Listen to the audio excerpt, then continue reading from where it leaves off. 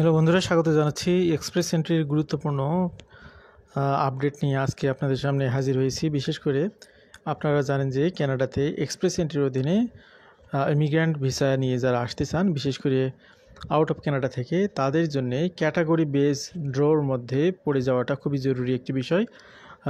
কানাডাতে এক্সপ্রেস এন্ট্রির অধীনে যতগুলো পদ্ধতিতে খুব সহজে আসা যায়, তার মধ্যে অন্যতম হচ্ছে বিশেষ যে ক্যাটাগরিগুলো সিলেক্ট করেছে কানাডা গভর্নমেন্ট, সেই ক্যাটাগরিগুলোর মধ্যে কোনো না কোনো ক্যাটাগরিতে পড়ে যাওয়া।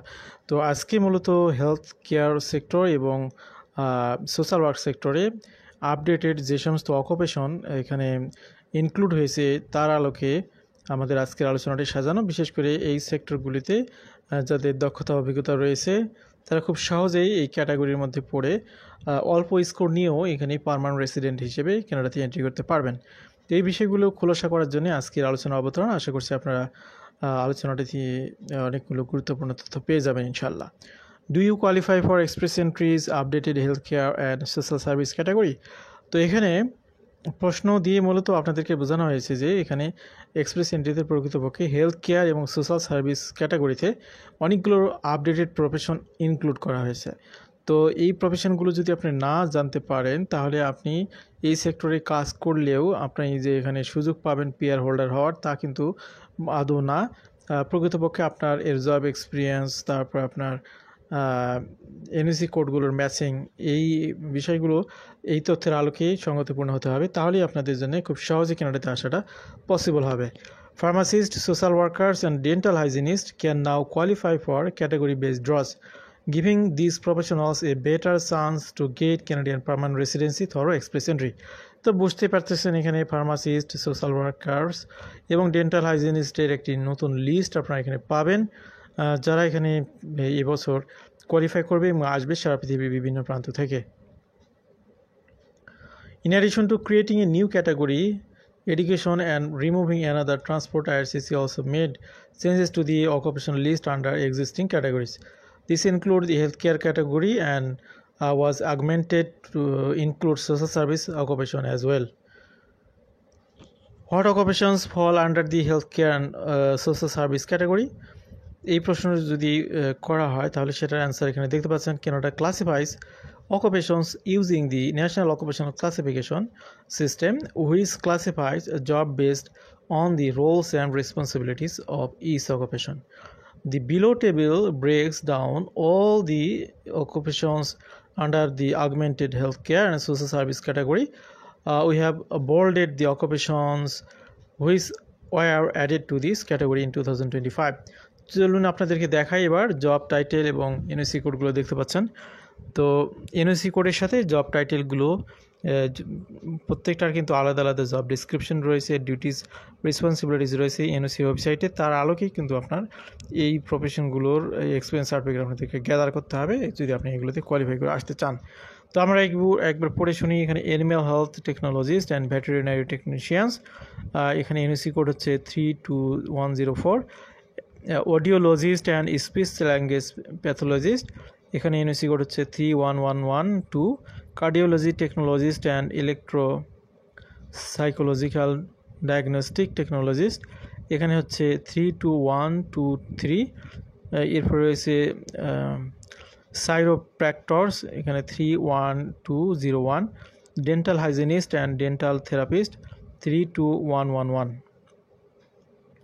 Dentist 31110, dentician and nutritionist 31121, general practitioners and family physicians 31102, licensed practical nurses 32101, massage therapist 32201, medical laboratory assistant and related technical occupations 33101, medical laboratory technologist 32120.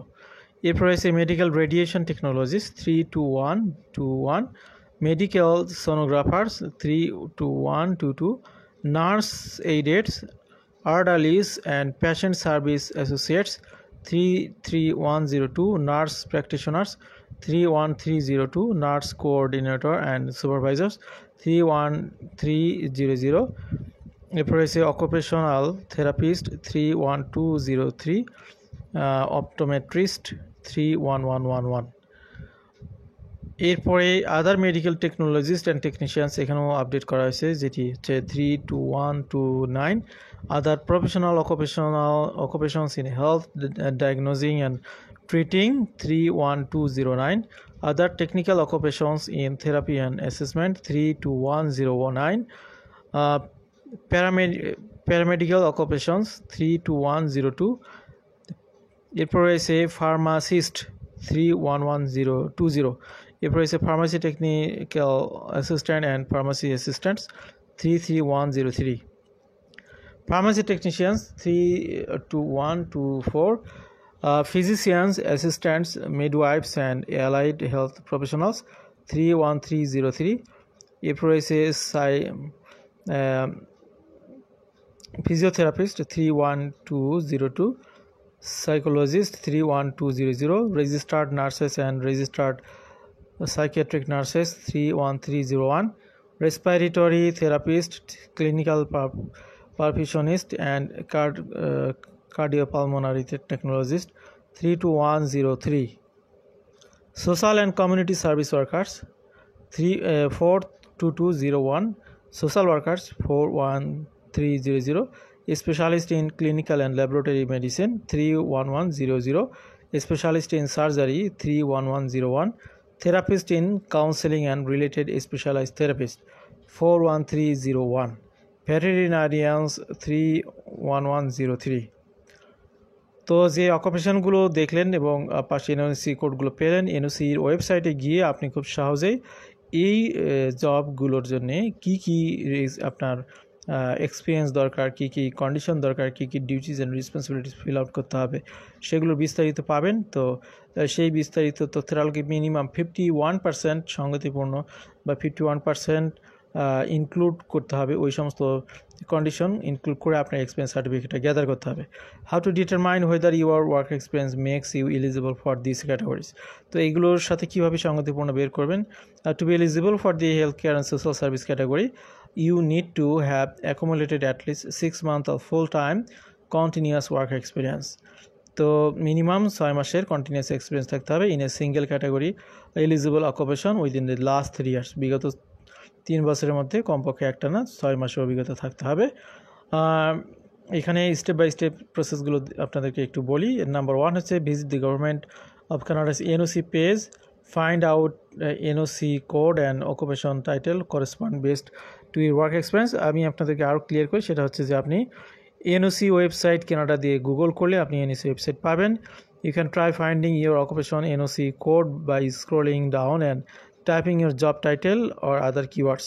তো আপনি যে জব করতেছেন সেই জবের জব টাইটেল, অথবা আপনি যদি আগে থেকে বুঝতে পারেন যে আপনার এনওসি কোড কী, সেটি দিয়ে সার্চ করলে সেটার বিস্তারিত আসবে। সেটার সাথে মিলিয়ে দেখবেন যে আদৌ আপনার সেই সেক্টরে অভিজ্ঞতাগুলো মিলতেছে কি না। যদি মেলে তাহলে তো আলহামদুলিল্লাহ, না হলে আপনাকে চেষ্টা করতে হবে কোনটার সাথে মিলে সেটি খুঁজে বের করা। Filter item search bar, if you don't find a relevant NOC using the first title or keywords, try variations or alternatives. For example, instead of editor, try journalist.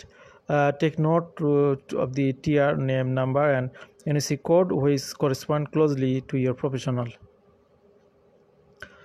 Second যে কাজ সেটা হলো verify it against the Employment and Social Development Canada ESDC web page by clicking search by NOC code tab.